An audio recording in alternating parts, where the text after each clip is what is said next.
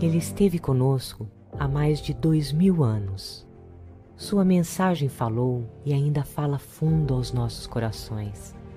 Mas, caminheiros de outrora, perdidos na jornada terrena, temos protelado esse encontro com Ele e, principalmente, a vivência de sua mensagem. Urge, neste momento desafiador da transição planetária, retornarmos ao tempo dos primeiros passos do cristianismo para um encontro com Jesus. É preciso sentir sua palavra amiga. É preciso revigorar nossa fé como os primeiros mártires do cristianismo que testemunharam sua confiança na mensagem da Boa Nova diante das tristes cenas das arenas dos circos infelizes.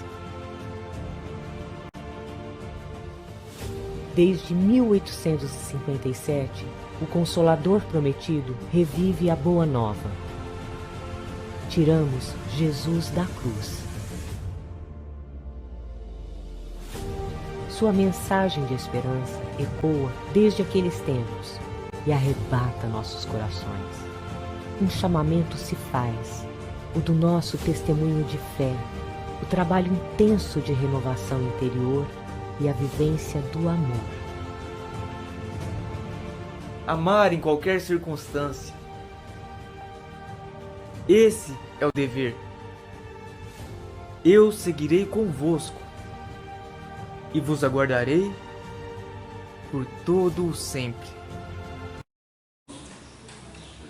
Sejamos todos bem-vindos a mais um dia de encontro para que possamos, assim, reunidos, buscar o nosso aprimoramento nesse orbe terreno.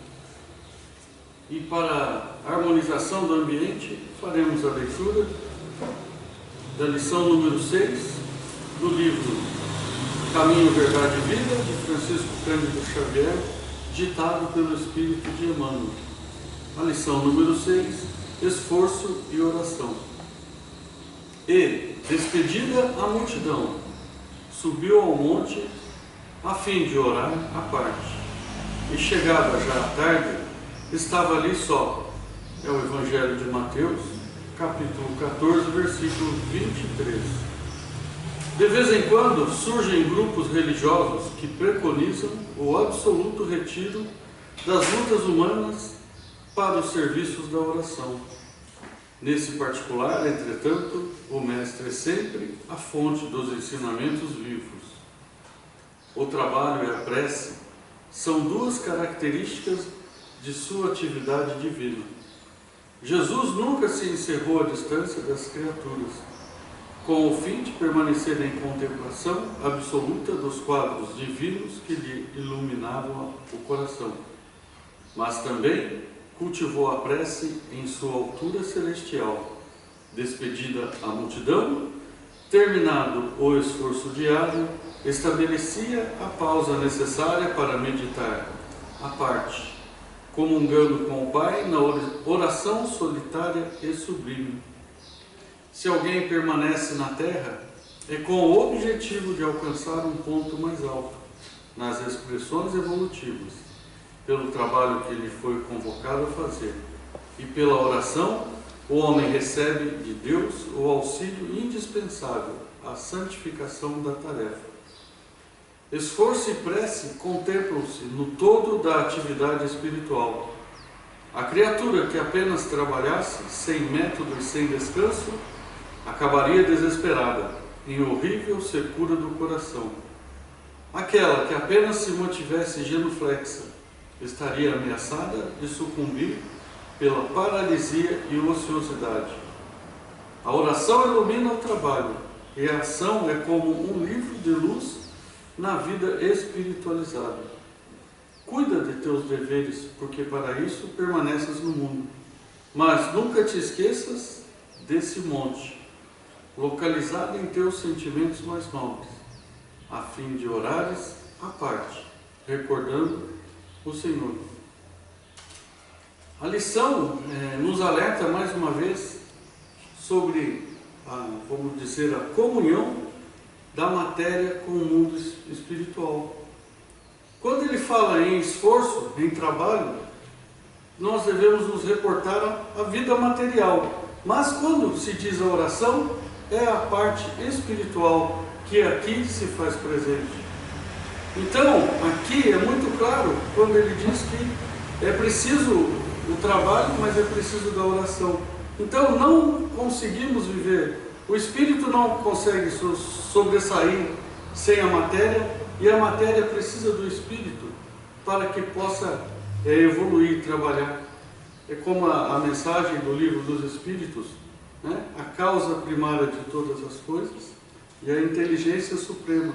Então, o princípio inteligente vai trabalhar a matéria para que dê vida ao próprio mundo, para que nós tenhamos essa própria vida. Então, aquela pessoa que só trabalha, morrerá, porque não terá a sustentabilidade da parte espiritual para sobreviver.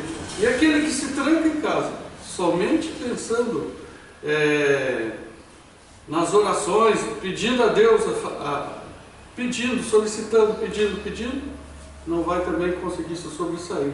Porque o mundo é matéria, é o mundo das provas, das expiações. Que nós tenhamos a coragem e a força suficiente para sairmos dos nossos lares, sairmos às ruas, executarmos as tarefas que nós aqui fomos colocados para fazer. Cada um de nós recebeu um caderno de tarefas quando nos reencarnamos aqui. Que tenhamos a condição e solicitamos a força superior para que nós possamos seguir adiante, não falharmos nessas nossas tarefas. Que assim nós estaremos recordando como Jesus, que trabalhou e trabalha até hoje a nosso favor, a favor do nosso planeta. E assim, nesse sentimento de paz, de harmonia, de elucidações, o qual recebemos aqui todos os domingos pela manhã, nós pedimos à espiritualidade amiga que sempre nos ampare.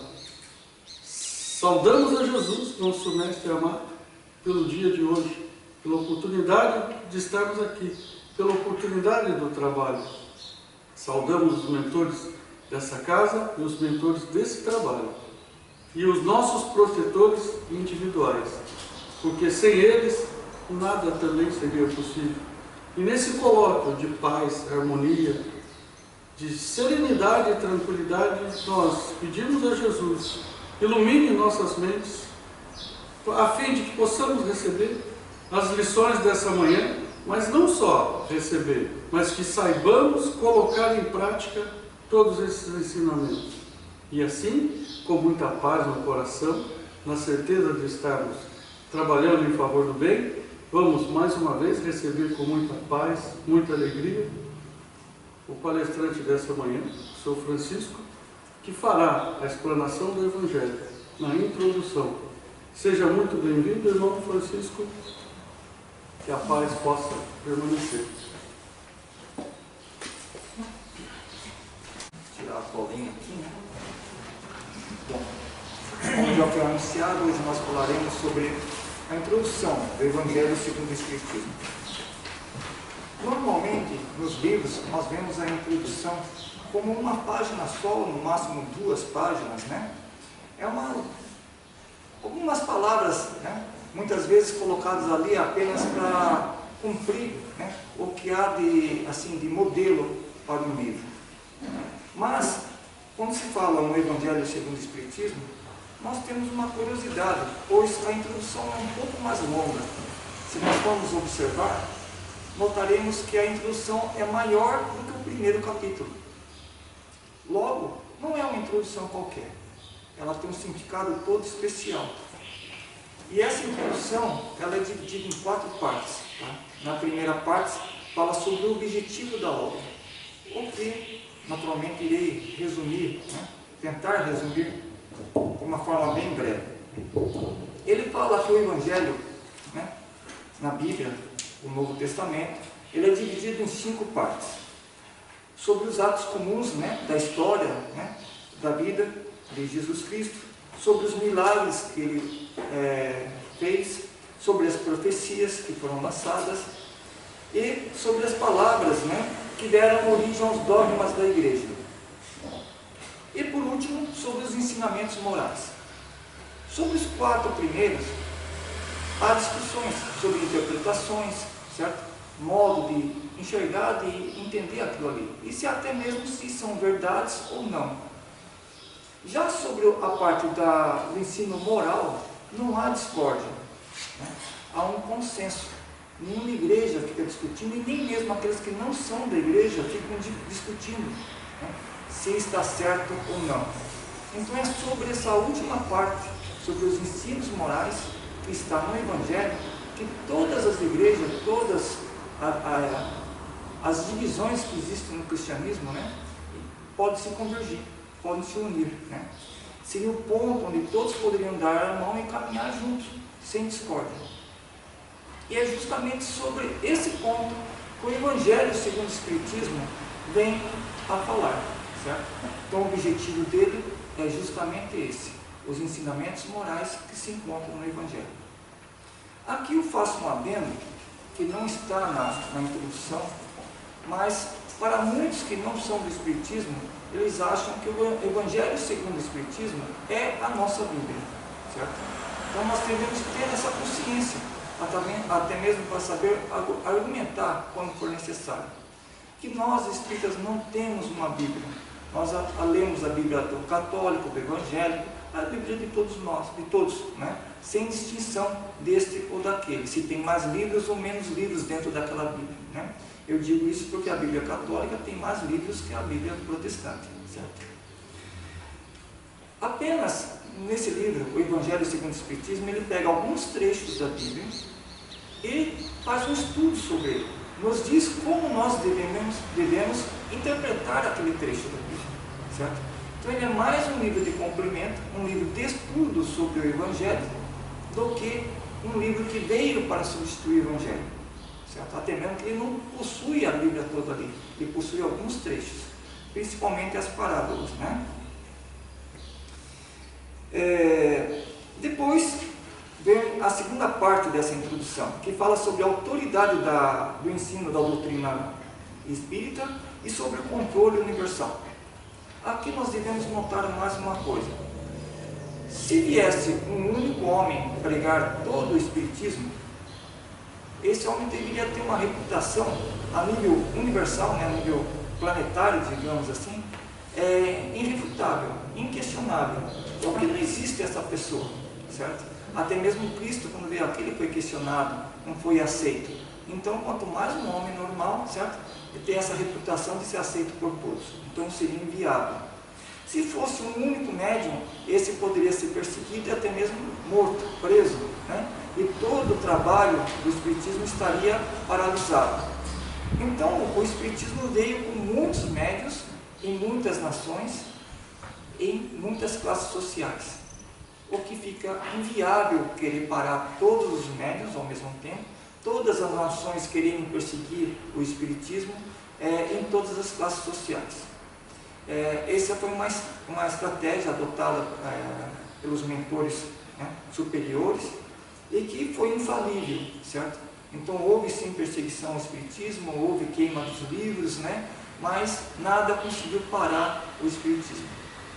Agora eu passo um outro adendo, que não está nessa introdução, mas que o Espiritismo é a terceira revelação. A primeira foi grande revelação, né? Revelações houve muitas em todos os povos, em todas as épocas. Mas a primeira foi a de Moisés, a segunda foi a de Jesus Cristo e agora a terceira com o advento do Espiritismo. E que, embora seja atribuído a Allan Kardec, mas ele apenas compilou essas informações. Foram recebidos por muitos médiuns em muitos lugares, na França e fora da França. Então, embora o Espiritismo tenha sido compilado, as suas obras básicas, né, na França, ela não é francesa. O Espiritismo não é francês, ele é multinacional, multirracial. A palavra raça já foi tirada do ser humano, né, mas, se assim entender, ele não é de uma classe social, ele é de todos, certo? Isso, como eu falei, também de ser muitos médiuns, né? também está na Bíblia. Não só que ele enviaria o Espírito da verdade, que algumas traduções estão Espírito da verdade, outras Espírito de verdade, ou então apenas Espírito verdade, né? Mas como ele também está, na Bíblia está escrito que no futuro, vossos filhos e vossas filhas profetizarão. Então aqui está, certo? Quando muitos na sociedade começam, independente de sexo, de classe social, de nação, começam a profetizar, começam a trazer as mensagens dos Espíritos. E como eu falei, Allan Kardec teve todo o trabalho, e não foi pouco, de compilar todas essas informações. E quando se fala de controle universal, é justamente isso. Não é a informação de um único médium. É quando ele recebe a mesma informação de diversos lugares, onde não poderia ter comunicação entre eles. Lembrando que na época não tinha internet, não tinha telefone, certo? Então, ele recebia informação da França, da Inglaterra, até da Austrália ele chegou a receber informação, dos Estados Unidos, ou seja, de lugares distantes e que não haveria tempo para eles estarem se comunicando e combinando qualquer coisa entre eles. Então, esse filtro foi muito importante, até mesmo para que o próprio Allan Kardec desse credibilidade. Lembrando que antes dele começar a estudar o Espiritismo, ele combatia o ensino religioso dentro da escola, certo? Ele era contra. Então, digamos assim, que não que ele fosse um ateu, mas ele era um cético, né? Ele não aceitava muito bem essa parte religiosa. E foi com o contato com o Espiritismo que fez ele repensar tudo e começar a acreditar em muito mais, né?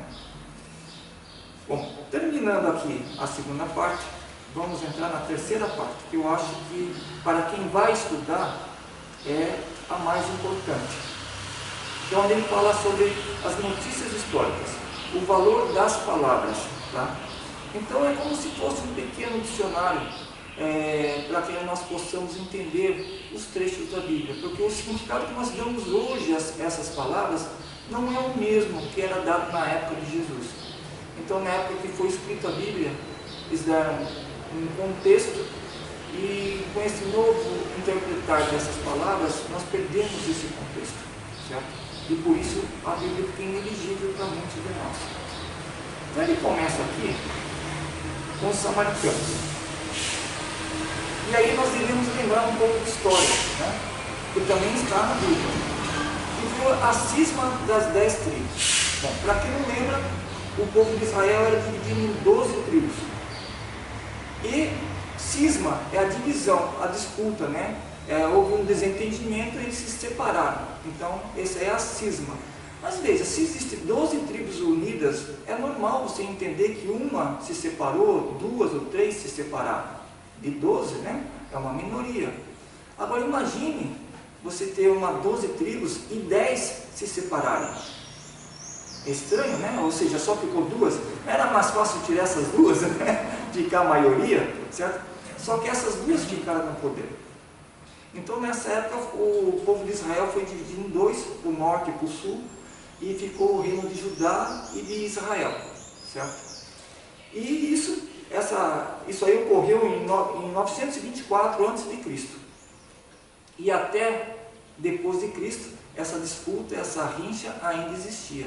Portanto, houve muitas guerras, morreu muita gente, certo? E a capital dos samaritanos, que era Samaria, foi destruída e reconstruída diversas vezes, certo? Então nós podemos citar 722 a.C., 586 a.C., 536 a.C., 322 a.C. e por aí vai. E por último, na época dos romanos já, ela foi destruída pelos próprios romanos em 63 a.C. E daí foi reconstruída novamente.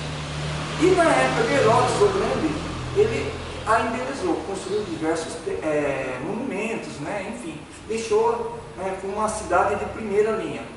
E em homenagem a Augusto, ele deu o nome de Augusta, e para os gregos era chamada de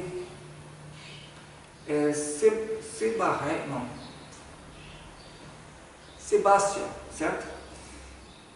Então veja que existiam nomes diferentes para essa mesma cidade.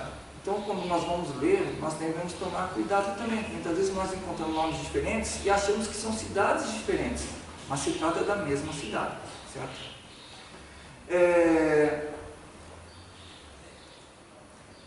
Bom, essa guerra entre Judá e Israel, ou seja, a parte do norte e do sul, ela perdurou durante muito tempo. Inclusive foi essa disputa que fez a invasão de Israel pelos sírios, né? Porque o povo do sul fez acordo com a Síria para poder entregar o norte, né? E só que Belém foi conquistado junto. Tá? Então existe uma história longa sobre isso daí. E para agravar mais ainda essa rincha, né, essa disputa, como existiam as festas religiosas que toda vez que, né, os judeus iam até Jerusalém para o templo, para que os samaritanos não fossem a Jerusalém, eles construíram seu próprio templo em Samaria. A partir de então, eles foram considerados como hereges, né, como desprezíveis no último. Por isso que das 12 tribos, os samaritanos eram os mais desprezados, eram aqueles mais odiados por causa dessa construção desse templo. Porque não só os samaritanos deixaram de ir a Jerusalém, mas como as outras tribos ali próximas começaram a ir a Samaria, ao invés de ir em Jerusalém. Isso aí implicava não só no lado religioso, mas no lado político e no lado financeiro também, certo? Por isso que nas parábolas de Jesus, os samaritanos eram usados. E se a gente não souber disso, nós não damos o devido valor a essa palavra. Quando ele diz que os levitas passaram por aquele que estava na estrada, né, todo ensanguentado, e não lhe deram assistência, é porque o levita era a tribo dos quais saíam os sacerdotes. Então, digamos assim, que era aquela tribo mais religiosa, era a elite, né, das tribos. E eles não deram socorro. Daí passou o outro, não deu socorro.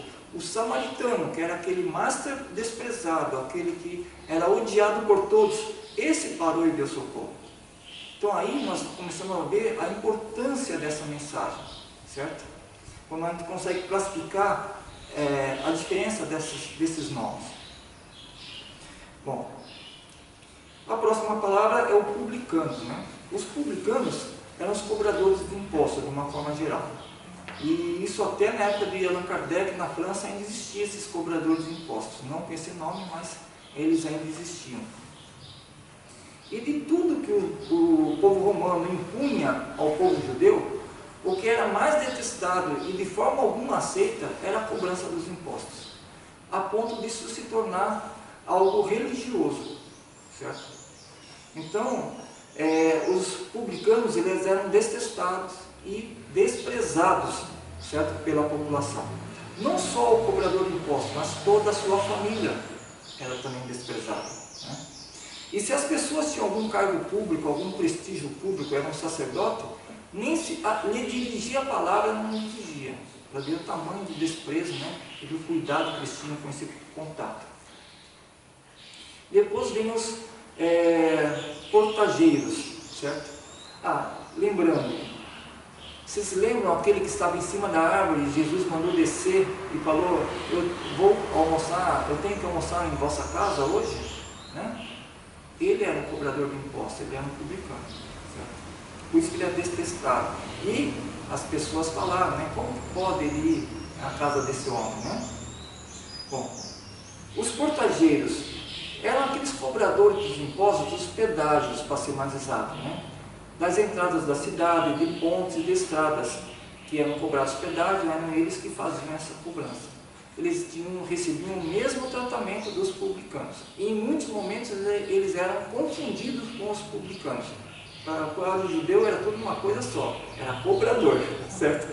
Era detestado. Aí vem os fariseus. Bom, os fariseus, eles seguiam fortemente os dogmas. Eles eram aquele grupo social que eles manifestavam a sua religiosidade, faziam questão de fazer os atos públicos, né? E de seguir os costumes.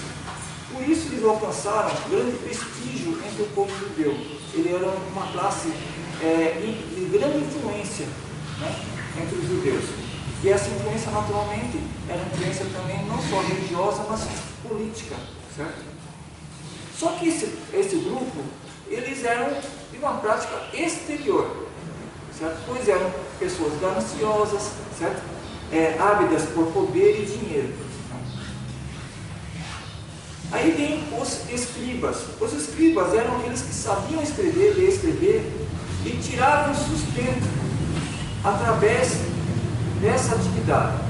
Então, inicialmente, eram aquelas pessoas que trabalhavam no exército, que faziam a mensagem, a documentação do exército, os secretários do rei, certo? Aqueles grandes secretários, e também os doutores da lei, aqueles que liam e pregavam as escrituras. Então vejam, não é só o fato de saber ler e escrever, eles tiravam de alguma forma o seu sustento, a sua vida, daquela atividade de leitura e escrita. Esses eram os escribas. Eles também eram normalmente seguidores da lei, só que aquelas da linha mais rígida também e da tática exterior, certo? Aí vem a palavra sinagoga. Aqui nós temos que explicar o seguinte: que para o judeu existia só um templo, que ficava em Jerusalém, onde havia cultos realizados pelos sacerdotes. Nas demais localidades existiam as sinagogas, onde não havia culto, havia preces públicas, coletivas, onde eram ministrados pelos anciões ou por qualquer outro da sociedade, os próprios doutores da lei, né? Culto, então, era só no templo, e o templo era um só, em Jerusalém. Aí volta lá a história dos samaritanos, né, quando eles construíram um segundo templo em Samaria para não irem a Jerusalém. Imagine como que eles se sentiram, né? Como ficou acirrada essa disputa. Então a sinagoga é um ponto de encontro, só que não tem a grandeza, não tem a importância de um templo. É apenas um ponto de encontro onde se faz preces coletivas ali, públicas, certo? Aí eu faço uma ressalva também, que é por isso que se encontra na Bíblia lá a passagem que Jesus pregava nas sinagogas. Porque no templo era só os sacerdotes, mas nas sinagogas os anciões, os doutores da lei ou qualquer um da sociedade poderia falar. Então Jesus se utilizava disso para ensinar nas sinagogas, certo? Saduceus é um grupo fundado por Sadoc em 248 a.C. Os saduceus, eles eram politicamente contrários aos fariseus, certo? Havia uma disputa, uma rincha muito grande aí. Eles já, digamos assim, que eram os materialistas, né, da época. Eles acreditavam em Deus, mas não acreditavam no pós-morte. Embora, veja, os fariseus falavam que acreditavam no juízo final, acreditavam que existia algo depois dessa vida aqui, certo? Depois da morte do corpo. Inclusive, os fariseus falavam que acreditavam na ressurreição. Aqui vamos fazer uma adendo. Na Bíblia, quando se fala de ressurreição, está falando de reencarnação. Mas como Jesus, após a sua partida, voltou no mesmo corpo, a partir daí a palavra ressurreição ganhou o sentido de voltar no mesmo corpo. E criou-se uma grande confusão nisso daí. Quando Allan Kardec veio fazer a codificação, ele resolveu cunhar uma nova palavra que foi reencarnação. Então, até Allan Kardec, essa palavra reencarnação não existia, certo? A palavra utilizada era ressurreição. Embora, após a vinda de Jesus, né, no mesmo corpo, essa palavra ficou confusa, vai num novo sentido e perdeu aquele significado inicial. Então, os fariseus acreditavam na ressurreição. Mas vejam, eles eram pessoas gananciosas, pessoas com sede de poder e de dinheiro. Portanto, aquela prática era muito mais de exterior, né, do que realmente de fé dentro de si. Os saduceus, Eles acreditavam em Deus, só que não acreditavam em nada após a morte, certo? Eles praticavam os costumes, mas eles esperavam em vida a gratificação, o retorno, nada depois da morte. E eles eram então aqueles que esperavam ter boa vida aqui, prazeres materiais, sensuais. Então eles eram os materialistas da época, embora acreditassem em Deus. E os saduceus mais tarde se tornou um partido. Lembra que eu falei? Eles eram acirrados contra os fariseus. Os saduceus e os fariseus não se davam de jeito nenhum, certo? Aí vem os essênios. Os essênios, eles eram um grupo de judeus, por muitos tratados como seita, que eles acabavam se isolando, criando sua própria vilazinha, sua própria comunidade. Eles viviam de bens comuns, não tinham casa própria, viviam em casas coletivas, a refeição era coletiva, o trabalho era coletivo, e a sua principal função, atividade econômica, a agricultura, para o seu próprio sustento e às vezes comercialização. Como eles trabalhavam afastados, em comunidades afastadas, e com o calor de lá ficava difícil comercializar as verduras, né, e outras coisas mais, eles tinham também como atividade a cerâmica.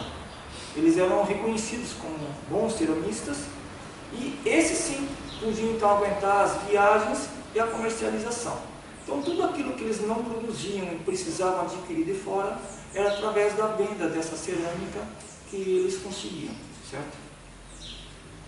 Eles tinham também um grande conhecimento sobre a ressurreição, enfim, sobre a vida, né, espiritual, sobre o juízo final que eles esperavam. Eles já sabiam que Jesus Cristo, que era o Messias, viria, e eles aguardavam ansiosamente a vinda do Messias.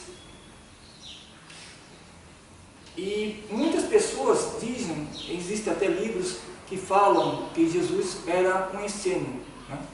E um deles, que eu cheguei a ler, diz que entre os 13 e 14 anos, que é a última aparição na Bíblia de Jesus, até os seus 30 anos, quando ele volta a aparecer e ter a sua atividade, né, na Bíblia, ele esteve entre os essênios. E, portanto, todos os seus ensinamentos, ele nada mais era do que os ensinamentos dos essênios.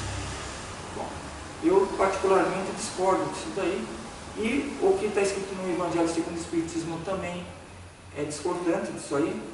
Esses livros mais foram feitos para desmerecer a pessoa de Jesus, certo? Dizendo que ele não teve um ensinamento próprio, sim, ele é apenas um representante de uma outra seita, né? Um espírito da grandeza de Jesus não veio aqui na Terra para aprender. Com certeza ele já trouxe o seu conhecimento e ele veio para ensinar. E pode ter certeza, qualquer contato que ele teve com os essênios, ele ensinou muito aos essênios. E não aprendeu com eles, certo? Então nós devemos tomar cuidado, saber que existem esses livros, certo? E tomar cuidado com essas leituras. Eu mesmo já li um deles, muito bem escrito, as ideias muito bem formuladas, né? Só que se a gente estudar realmente a Bíblia, estudar o Evangelho segundo o Espiritismo, o livro dos Espíritos e tudo mais, aí a gente começa a ver algumas discordâncias, né? E essas pessoas que escreveram são grandes escritores e grandes historiadores, mas não são religiosos. Então eles cometem tropeços, cometem enganos. Então, se nós estudarmos mais a fundo, vamos perceber esses enganos nesses livros, né? Nós devemos tomar cuidado, ler com muita atenção. Aí vem os terapeutas. Os terapeutas, aliás, antes de passar para os terapeutas, eles fazem mais um adendo, tá? Que não está na introdução, mas que auxilia a entender essa parte dos terapeutas. Os essênios, eles acolhiam os viajantes, aqueles que estavam necessitados, se eram encontrados doentes, eles tratavam, alimentavam e não cobravam por isso, certo? Então vamos supor, você está numa caravana e passando não pela aldeia deles, pela comunidade deles, mas próximo onde eles moram. e são atacados, ou então sofrem algum problema e ali perecem, ali estão parados e doentes ou então feridos. Assim que eles ficavam sabendo, eles se conduziam até a sua aldeia, até o seu vilarejo, cuidavam, alimentavam e assim que estivessem em condições de viagem, liberavam para a viagem, sem cobrar nada. Com isso, muitas pessoas que estavam doentes nas cidades iam até as suas comunidades procurar auxílio médico. Então, quando os romanos perseguiam os judeus, que existiam os zelotes, existiam outros grupos que eram desordeiros, digamos assim, revoltosos, né? E que os romanos perseguiam, eles respeitavam essas comunidades essênias, porque eles eram tidos não só pelos sacerdotes, embora os sacerdotes vissem eles assim com um olho meio atravessado, não gostassem, porque eles faziam o que os sacerdotes, o que a igreja tinha que fazer, né? Que dá assistência, tratamento médico e tudo mais. E eles faziam. Então era um calo, né? Uma pedra no sapato dos sacerdotes. Então os sacerdotes não viam eles assim com bons olhos, mas toleravam, justamente por eles darem essa assistência à comunidade, ao povo, né? Então os sacerdotes toleravam e acabavam respeitando. Os romanos, por tabela, também respeitavam, porque veja, enquanto aquele povo está cuidando da grande massa, é um problema menos para os romanos resolverem, e é menos gente revoltada contra o Império Romano. Então os romanos acabavam respeitando e deixando eles em paz, certo? Aí vem os terapeutas. Os terapeutas, eles estiveram em muitos lugares, mas principalmente em Alexandria, tá? No Egito, né? Lá que eles foram documentados pela primeira vez, e eram pessoas que ficavam geralmente isoladas, acabavam não casando, né? Então eles tratavam dos demais. Então tinha uma vida religiosa, mas ao mesmo tempo de tratar ao próximo. Aliás, a palavra terapeuta vem do grego, quer dizer servir, cuidar, certo? Bom, eles foram descritos por muitos historiadores da época, e por alguns eram citados como descendentes dos essênios, e outros eram citados como uma divisão dos cristãos, dos primeiros cristãos. E na verdade, tanto os essênios como os terapeutas, eles encontravam uma situação em que eles tinham os seus ensinamentos, seus costumes, um misto do que era o judaísmo e do que era o cristianismo. Eles eram já uma interface ali, um meio de campo entre um e o outro. E por isso foram muito confundidos, certo? Como eu acabei de falar, uns falavam que eram descendentes, os terapeutas eram descendentes dos essênios, e outros falavam que eles eram uma divisão, uma fragmentação dos primeiros cristãos, né? E é por esse motivo que eu acabei de descrever. Bom, também eram pessoas respeitadas e pessoas assim, que tinham um certo, não digo prestígio político, mas um certo respeito por todos, tanto da classe mais elevada, das classes políticas e religiosas, mas pelo povo também. E aí encontramos então a quarta parte e a última, né, da introdução do Evangelho segundo o Espiritismo, que fala sobre Sócrates e Platão. Lembrando que Sócrates viveu em 469 a 399 a.C. e Platão de 428 a 347 a.C., certo? Portanto, Sócrates partiu daqui com 70 anos e Platão com 81 anos. E havia uma diferença aí de 41 anos, 41 anos de um para o outro, certo? A gente pensa que eles eram quase da mesma idade, coisa parecida. Não. Platão foi discípulo, né? Foi aluno de Sócrates. Então existia aí uma diferença de idade grande, certo? Que às vezes passa despercebido, né? Sócrates foi quem deu todas as ideias, né? Iniciou todo aquele trabalho no meio dos gregos, né? Vamos deixar isso bem claro. Os dois eram gregos, né? E ele não deixou para nós nada por escrito. Isso não quer dizer que ele não escreveu nada, simplesmente que não ficou para nós nada por escrito, certo? E o único que deixou algo por escrito foi os seus discípulos, que foi Platão. Por isso, Platão acabou ficando mais famoso para muitos, né, do que o próprio Sócrates. Porque o Sócrates, nós ouvimos falar dele, e o Platão, nós temos obra dele, né? Essa é a grande diferença. Mas o Platão, ele nada mais fez do que pegar os ensinamentos de Sócrates. E naturalmente, ele teve algumas coisas que ele acabou contribuindo, acabou adicionando ali, certo? Mas de qualquer forma, os dois eram dois espíritos de escola, dois espíritos de grandeza, e que nos deixaram um trabalho excelente, maravilhoso. E eles vieram, segundo as informações do mundo espiritual, preparar o terreno para a vinda de Jesus. Veja, eles são de 400 antes de Cristo, certo? Ou seja, 4 séculos, na realidade é 400 e pouco, né? Mais de 4 séculos antes de Cristo. E aí, segundo informações que nós temos de outros livros, Jesus mesmo se preparou 1000 anos para poder voltar aqui. Porque, para quem já estudou o livro dos Espíritos e tudo mais, nós precisamos ter um perispírito de certa formação para poder reencarnar. E Jesus, devido à sua elevação espiritual, já não tem mais esse perispírito tão, né, denso. E ele teve que se preparar, então, não só preparar um ambiente para ele vir, estrategicamente, né, mas também se preparar para poder reencarnar. E o trabalho, todo esse trabalho, começou 1000 anos antes dele vir. Né? Então, foi só Sócrates, só Platão que veio para preparar o terreno, não vieram muitos outros. Certo? Deus preparou não só a Grécia, mas a Palestina, ali, o meio, né? Os países vizinhos também foram preparados, também receberam, né, essa informação. E uma das coisas que eu posso citar é o seguinte: os 3 reis magos vieram de onde? Eles não eram judeus, mas vieram ver o nascimento, receber Jesus na manjedoura, né? Então, percebam que 3 reis, então eram 3 comunidades, 3 povos diferentes, certo? Que vieram, seu representante maior veio dele, né? Então veja que existiam outros povos que tinham essa informação da vinda do Messias. Eles também foram preparados. Nós não recebemos essa informação porque o que nós temos é a Bíblia, que é a história do povo judeu, certo? Escrito pelo povo judeu.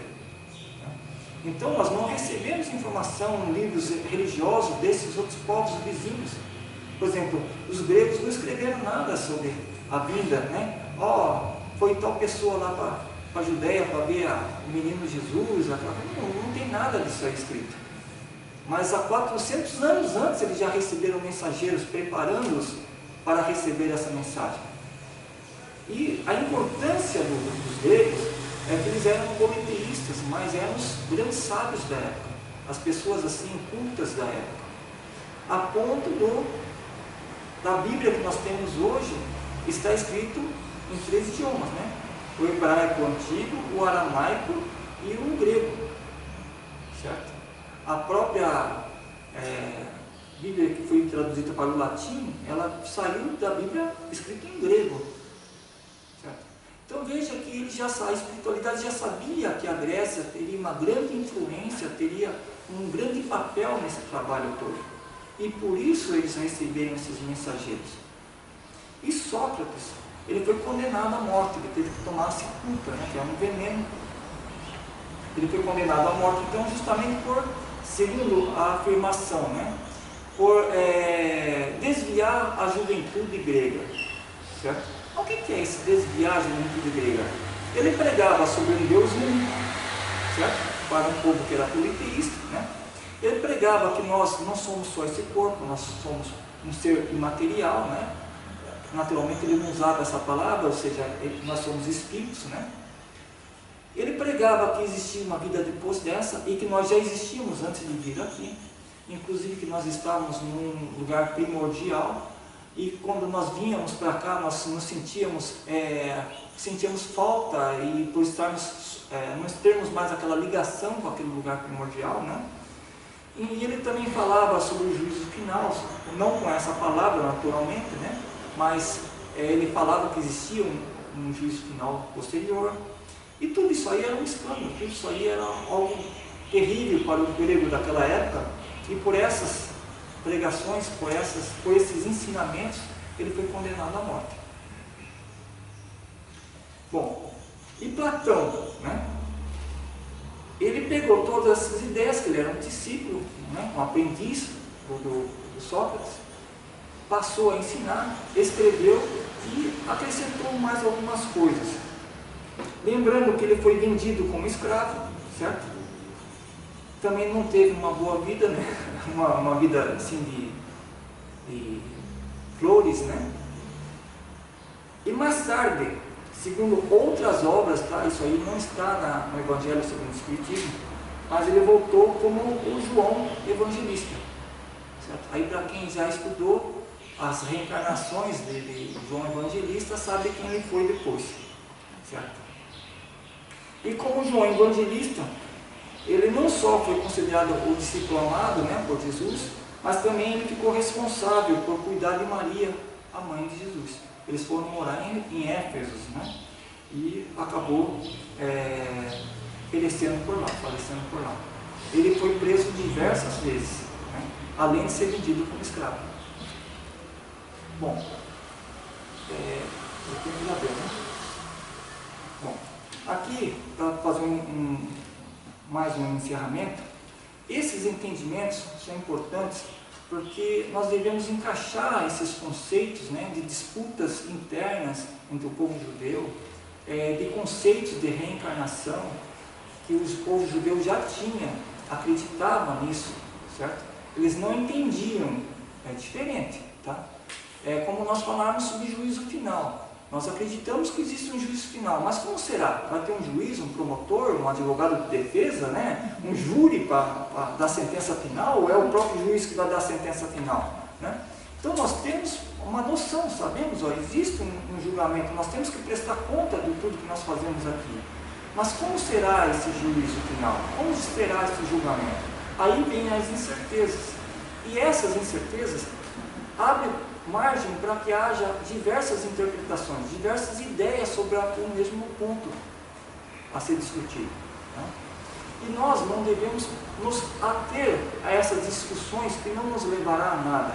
Sim, podemos discutir, falar, conversar, para até esclarecer melhor nossas ideias, mas não a ponto de acirrar disputas, de fazer divisões. O que nós devemos ter em mente, como foi falado no início, é a parte moral, que todos nós temos iguais. Todas as religiões que falam sobre o cristianismo, as têm, e não discordam sobre isso daí. Então o fato de sermos cristãos, o fato de acreditarmos nesses mesmos pontos morais, deve ser o suficiente para nos unir. Os outros pontos que nós podemos discutir, devemos discutir de forma amigável. É aquela discussão para aprender, e não para forçar o outro a aceitar o que nós aceitamos, certo? Pois todos nós somos livres para termos nossas próprias ideias, até mesmo quando chegar do outro lado, quando nós tivermos que prestar conta do que fizemos ou deixamos de fazer, nós vamos deixar porque nós aceitamos aquilo ali, e que não porque nos foi imposto aquilo ali, certo? Então é isso que nós devemos ter em mente, principalmente, né? E essas palavras que foram colocadas na terceira parte, é importante, como eu falei, para a nossa interpretação, para o nosso bom entendimento quando estudamos o Evangelho, né? Paz para todos. Obrigado.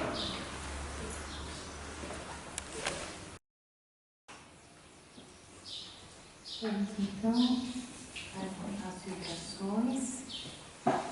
Confiantes em Jesus, abramos nossos corações em vibrações de amor pela paz no mundo, por todas as nações e seus dirigentes, pelo Brasil na sua missão de pátria do Evangelho, pela sala dos passes, pelos desencarnados em sofrimento,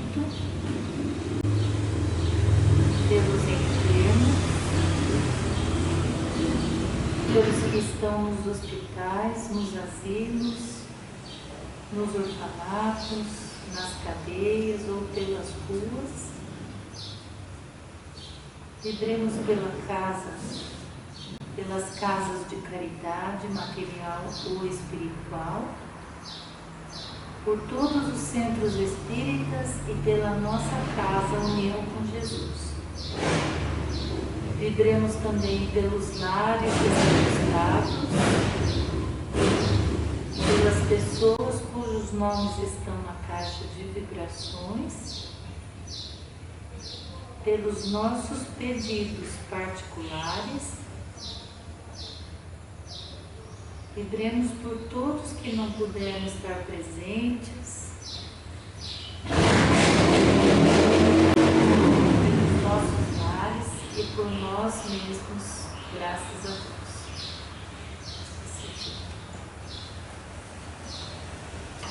Agradecemos ao palestrante e amigo Francisco pelo Evangelho esclarecedor. Contamos sempre com a sua valiosa colaboração. Muito obrigada em nome da diretoria. Bem, para finalizar os estudos, vamos também agradecer primeiramente a Deus, a Jesus nosso Mestre, que possamos voltar aos nossos lares em paz, em harmonia, neste domingo maravilhoso, e que possamos também absorver todos os estudos, as energias e as vibrações que viemos aqui buscar.